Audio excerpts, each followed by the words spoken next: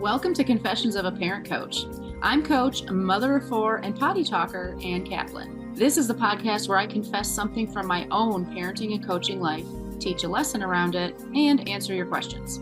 Even we parenting experts are far from perfect, and the real magic happens when we get down with all that imperfection. We get into the gritty side of parenting here, so earbud up and dive in. Welcome into another episode of the podcast, everybody. I'm excited to be here with you again this week, talking about a topic that has been like bouncing around a bit between me and a couple of my clients lately, and that is agency. It's a big word that comes up a lot in coaching. We talk about kids' agency, and if we're attempting to like subvert their agency in our parents' parenting, then we're probably not going to get very far. But also agency comes up in lots of other ways. Agency in terms of like basically being the boss of your life, which is one of the things that is more childish ways that I often will say when someone I feel like is trying to convince me to do something or manipulate me or control me or whatever. We say I'm the boss of my life or you're not the boss of me. And that feels really good. There's a part of me for sure that really likes to remind myself that I'm the boss of my life. I'm the boss of my body. You're not the boss of me. It feels really good to say. I have to remind myself sometimes that I have agency. And that's exactly what happened recently in a conversation with a client. Not that I had to remind myself that I had agency, but she was realizing that she needed to remember she had agency.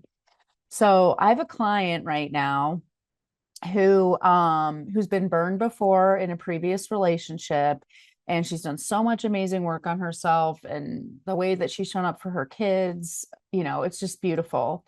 And she now is beginning a new relationship and it's going really well. And they're kind of thinking about taking their relationship to the next level, maybe moving in together or just being more involved in each other's lives in certain ways. And it's bringing up a lot of her, stuff from her previous relationship where she got burned, right?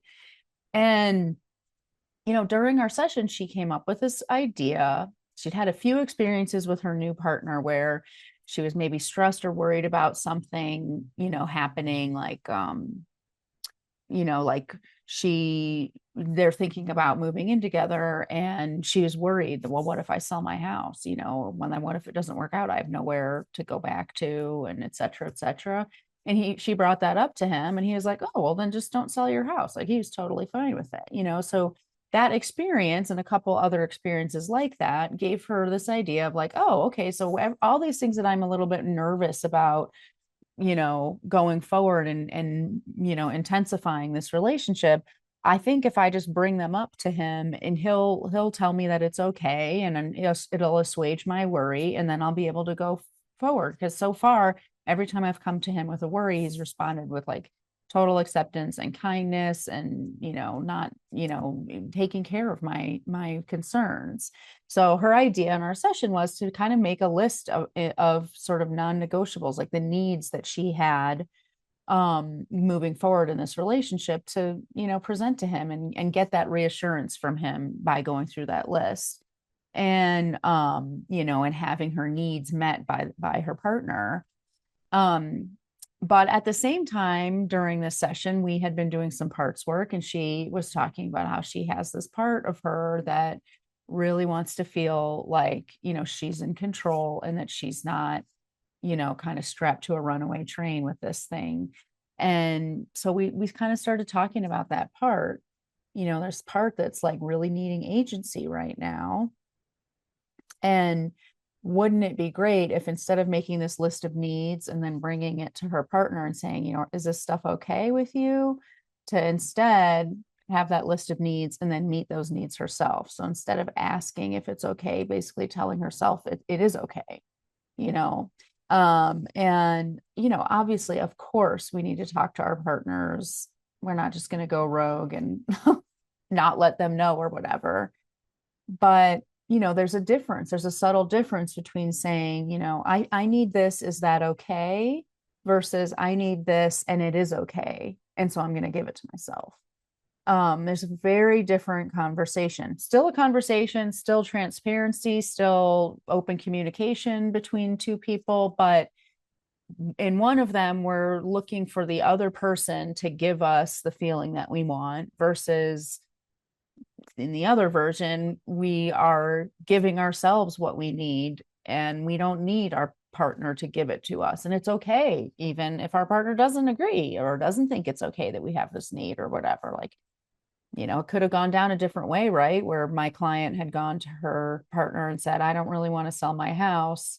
And he was like, well, why? Don't you trust me? And then they have like a big conflict. That could happen. And also, my client could still say, yeah, I'm not going to sell my house. So we can work through all the emotions that brings up for you. And this is something I need. So I'm going to give it to myself. Right. And so it really brought up for me a conversation that I have all the time in my business with clients. So I want you to think about, where in your life are you saying, I need this, is that okay? Versus I need this and it is okay. So I'm going to give it to myself. Those are kind of two opposite ends of the spectrum. And how often do you approach issues with your partner, with your kids even? How many times have I heard like a mom at the playground be like, we're going to leave in 5 minutes, okay? Okay, just one more show, but after that, you're going to bed, okay? Right? Like, we are sort of outsourcing our agency and asking for permission all of the time for the things that we know internally are what we need. So I wonder for you to think about, where might you be doing that in your own life?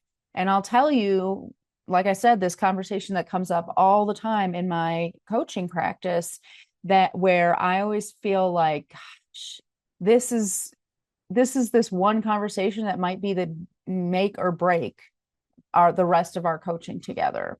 And it's the conversation we have towards the end of a consultation. So before a client even hires me, it happens all the time where I'm talking to a client, could be a woman, a man, doesn't matter, or totally irrelevant, could be married to, like a total cisgendered, typical heteronormative marriage, doesn't have to be at all, whatever, doesn't matter. At some point towards the end of the conversation, of course, we talk about, okay, well, if it's feeling like you want to work with me, that's awesome. Here's what that looks like. Here's how much that costs. Here's the commitment, etc. And then I always say, like, well, what do you think about all of that?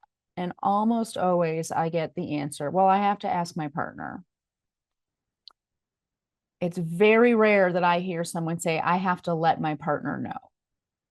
And those are two different conversations. And anybody out here who's listening to me, who's in a partnership or a marriage or whatever, we've all been around the block in our partnership. We all know, like, let's not bullshit each other, right? Like, we know there's a difference. I know from in my marriage, there's a difference between me going to Mike and saying, hey, babe, just wanted to let you know I'm going to be investing in this thing. It's going to be great. Wanted to keep you in the loop. I'm so pumped about it. Versus me going to him and saying, hey, babe, I kind of want to do this thing. It's kind of costs a lot of money. Is it okay with you? Do you mind if I do it? What do you think I should do? Those are two very different conversations. And I think they're two conversations that probably all of us have had at different times in our relationships, for sure. But what's interesting for me, sitting in those consultations and listening to parents say, well, I have to ask my partner, is I know right then and there that if I don't help this person get really decided about what they want, that conversation will go down the is it okay rabbit hole. And I will probably never see this person again. Like, we will not continue on our coaching relationship. And it's because of that difference between I need this, is that okay? And I need this, and that's okay. And so, during that part of a coaching call, we often really need to have that kind of conversation about, hey, you know what? This conversation with your partner is going to go down very differently. If you've already committed in your mind, for sure that this is what you need, and you are just letting your partner know. So you tell me, Is this what you need? What feels undecided for you about it? Why might this not be the right fit for you? Why might it be the right fit for you? It's not really about coercion or manipulation by any means at all. It's really about helping someone, achieve clarity. And I'll tell you what, sometimes when we do that, the clarity comes that actually they don't want to work with me. They don't think I'm the right person for them, which is so good to know. Oh my gosh, so much better to know that on the consultation than later on. But it all stems from this idea, like if this person is 100% decided, like this is it, Anne is my person, this is going to change my life, I'm totally down, it's going down, it is happening, great. I'm like, let's set up your appointment, I'll see you next week for your first appointment. If you're on the fence, or if you feel like you need permission from your partner to go and do something that you know is right for you, I give it 50-50 odds if I'll ever see you again. And it really comes from that place of knowing yourself and not knowing that it's your job to give yourself what you need. There's no gatekeeper to that. So what happens with and by the way, it does not matter how mind-blowing our consultation has been, even if this person has had like an incredible breakthrough, even if they know in their heart of hearts that working with me would completely change their lives, all of that stuff. If their attitude is, I need this, is that okay? They will stop themselves from getting this thing that they know in their gut is 100% right for them and they need to do it. They will stop themselves because they didn't get that validation from their partner, or they didn't get that permission from their partner.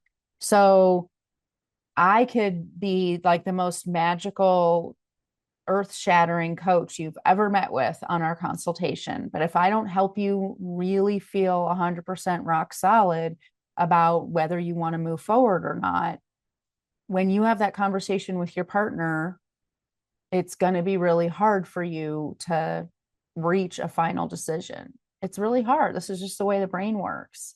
So for my client, to circle back to my client, we had this conversation about like, wow, it sounds like you really have had this amazing experience of expressing your needs to your partner and having your partner honor them. And that is a beautiful thing.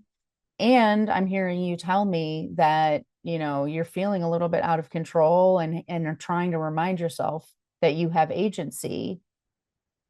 How well is bringing a list of needs to your partner and asking him if it's okay for you to have all the things on that list going to serve your need for agency?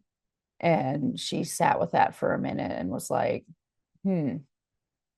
yeah, I probably will get everything that I want on my list because I just know my partner and I know that he's really supportive and he's not going to violate my needs. I'm going to probably get everything on this list and I will still feel out of control and scared because I have outsourced my sense of agency about my life. So think about that. Like, where are you asking for permission versus giving yourself permission? That is a big, big, big distinction. And of course, it'd be lovely for you to be listening to this and applying it to the idea about giving yourself permission to work with a coach and, set up your consultation with me and all that great stuff. Trust me, I would love it. I would love if everybody who listens to this podcast who's not already a client of mine reached out and set up those consultations. But what I would love even more is for you to feel inspired about giving yourself permission and honoring your own needs without needing anybody else to tell you that it's okay. So switch today. Just look at switching from I need this, is that okay? To I need this and that is okay. I don't need permission. I give myself permission. I hope that sits really well with you. I hope that it inspires you. And I can't wait to hear what kinds of like agency you tap into that you didn't even realize you had in your life. And I will talk to you all again next week. And in the meantime, if this is landing with you, if you've been listening to my podcast for a long time, let's say, and you've always felt drawn to reaching out, but then you kind of stop yourself because you need something outside of you to tell you that it's okay. It's okay. go ahead, set up that consultation that you hear me talk about every week. It is free. It's a chance for me to hear your story, for you to get feedback from me, for you to get a little bit infusion of hope and direction and clarity from me, and to decide, does this feel like the right fit for me? And if it is, let's make it happen. And if it isn't, great. Now you know. I hope you have a great week, everybody, and I'll talk to you again soon. Bye, everyone. The episode is over, but there's more waiting for you. You can grab my free workbook, Getting Kids to Listen the First Time, that walks you through the fundamental principles I teach all of my clients and applies them to this very universal parenting challenge. So if you're sick of repeating yourself all day long or just want to learn more about my style, you'll definitely want to go to bit.ly/kidswholisten. And if you're ready to work with me, let's meet.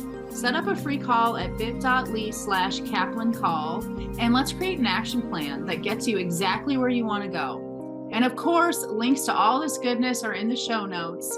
Thanks for joining, and I'll see you next time.